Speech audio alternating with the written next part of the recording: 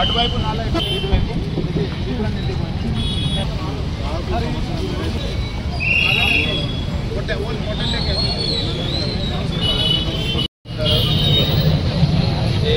वीर के अंदर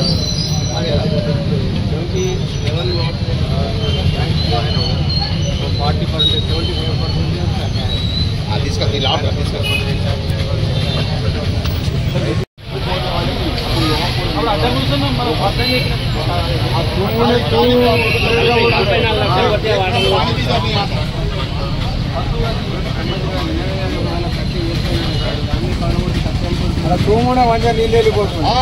प्रॉब्लम बढ़ गया सर। आप देखो नीचे देखो नीचे से भाई यहाँ पे काम देखो तो ये बनाने से महले में आ रहा सर, पानी वार्ड में आ रहा है, इधर का वार्ड पूरा फुल हो रहा था।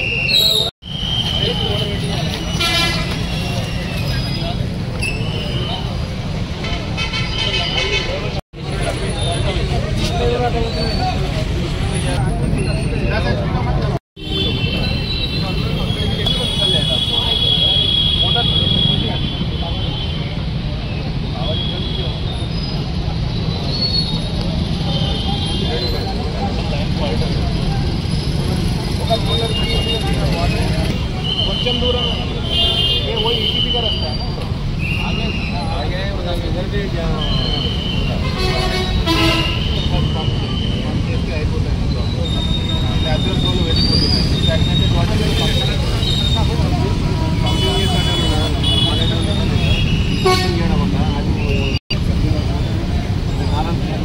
నేచురల్ స్లో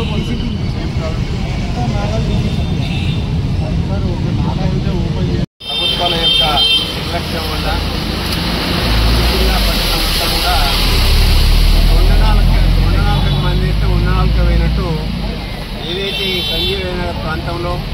ఇక్కడ కట్టిన 40 లక్షలు వెచ్చించి ఆ రోజు ప్రజాభిష్టానికి వ్యతిరేకంగా ఆ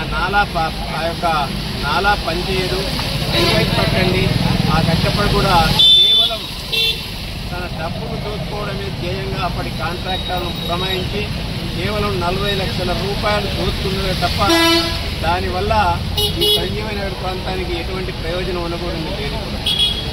ఏది ఏమైనప్పటికీ కూడా వర్షాకాలం మొదలైంది కాబట్టి మళ్ళీ కూడా సిరిసిల్ల ప్రాంత ప్రజలు ఏదైతే సంజీవనగర్ కానీ శాంతినగర్ కానీ వాటన్నింటినీ కూడా వాళ్ళు బిక్కుబిక్కుమంటూ ఎదురు చూస్తుండ్రు. యథావిధిగా మళ్ళీ ఈ సంవత్సరం కూడా వరుణదేవుడు కరుణించడం వల్ల ఈరోజు మళ్ళీ సంజీవనగర్కు వరద వచ్చింది. తప్పకుండా ఆ వరదను కంట్రోల్ చేయడానికి ఇవాళ అందులో భాగంగానే అధికారులను కూడా పురమాయించి ఎప్పటికప్పుడు నీరు తోడివేసే విధంగా కలెక్టర్ గారు వచ్చి సందర్శించి కమిషనర్ గారిని, మున్సిపల్ సిబ్బందిని, అలాగే పోలీస్ శాఖ వారిని కూడా అప్రమత్తం చేస్తూ ఎప్పటికప్పుడు అందుబాటులో ఉండాలని చెప్పి ఇరిగేషన్ అధికారులను కూడా ఇవాళ వారు ఆదేశించడం జరిగింది. అట్లనే ఇమ్మీడియట్గా ఏదైతే తాత్కాలికంగా అదే మాదిరిగా ఇక్కడ ఉపశమనం చేయడానికి అక్కడ ఇమ్మీడియట్గా మున్సిపల్ కమిషనర్ గారిని ఆదేశించి దానికి కావాల్సిన ప్రతిపాదనలు తయారు చేసి సబ్మిట్ చేయమని చెప్పడం జరిగింది. ప్రభుత్వ పరంగా దాన్ని పరిశీలించి త్వరలోనే దానికి కావాల్సిన 30 లక్షల 40 లక్షల వెచ్చించి ఈ ప్రాంత ప్రజలకు శాశ్వతంగా పరిష్కారం చేసే దిశగా మా వంతు ప్రయత్నం చేస్తామని